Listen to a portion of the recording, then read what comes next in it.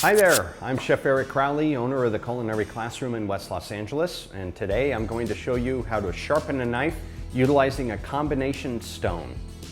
Back when I was in culinary school, and a lot of professionals will attest that the first time that they wound up learning how to sharpen a knife was with one of these. This is called a combination stone. Sometimes in professional kitchens it's actually set inside a plastic frame that can get covered and can get transported.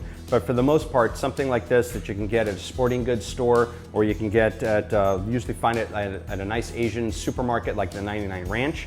It's a really great way to get really in touch with your knife. This is going to be a style of sharpening that's going to require a good deal of practice. This is very much a practical art because knife angle is going to be really important with regards to utilizing this.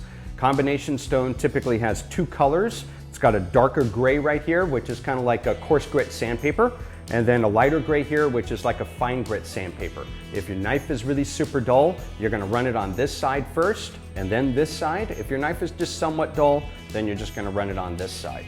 To help stabilize the combination stone, I like to take a nice layer of paper toweling and dampen it with some water. As the water gets absorbed by the towel and we set the combination stone on it, it's going to help to really keep it planted and keep it from moving around on my counter and on my board.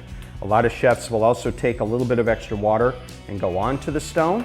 That's going to help lubricate it and help keep the knife blade from getting too hot. We are going to be creating some friction here. Some chefs will utilize oil. You could use either one. Make sure that the oil that you use is a food grade mineral oil. You don't want to use like a canola or an olive oil. It's going to wind up getting really sticky and it's going to turn rancid as well. Also, it's important that if you use water, always use water with the stone. If you use oil, always use oil with the stone. Don't switch around between the mediums. As far as sharpening the knife, as I mentioned before, angle is going to be very, very important. Most knife manufacturers, in fact almost all of them, have their knife sharpened at about a 20-degree angle. Some of your higher end knives like a Global or a Shun, they may actually be sharpened at a more severe angle like a 15-degree angle. 20 degrees is really ideal for almost all knives because it gives you a nice edge that tends not to dull very rapidly. Whereas if you wind up going broader than that, 20 or 25 or even 30 degrees, you're not going to be able to cut anything. The other end of the spectrum, if you get into 15 degrees or even 10, you're going to get a really super fine edge, but it's going to dull very, very fast. So when I was back in culinary school, what I wound up doing in order to determine whether I was at 20 degrees with regards to my combination stone, first thing I did is I got it right onto the edge of my counter. The knife grip is going to be a middle ring and pinky finger around the handle, thumb and forefinger around the blade like this, and then your opposing hand is going to lightly rest on top of the blade. So as you start to draw it along the stone, you're going to kind of stabilize the blade with your opposite hand. I took the knife and laid it right on the stone and then stand the knife straight up. This distance between here and here is 90 degrees, okay? Half that distance is 45, half again 22.5. And I just lowered my hand a little bit and made it 20. You could even buy, there are some contraptions that clip on the back of your knife that you can get at a place like Sur La Table to help really ensure that you got a really good angle on the knife.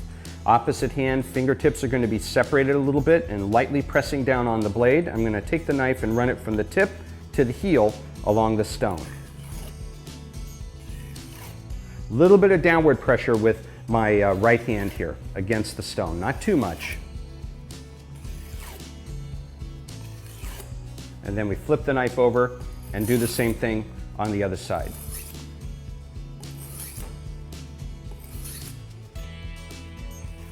Some chefs will even take the knife and run it in a circular motion along the entire length of the blade. That works fine as well, but you want to keep in mind if you're going to utilize that motion, you always want to use that same motion whenever you're sharpening the knife.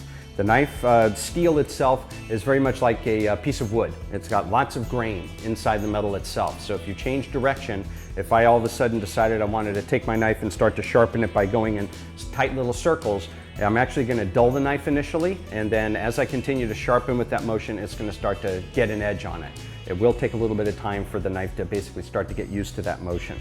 So after you have run your knife on your combination stone, a really great way to determine if you have a nice edge is to actually take your thumb and very lightly draw it along the edge of the blade. You should actually feel the thumbprint kind of catch on the edge a little bit, and that's a really good sign that you've got a nice edge going.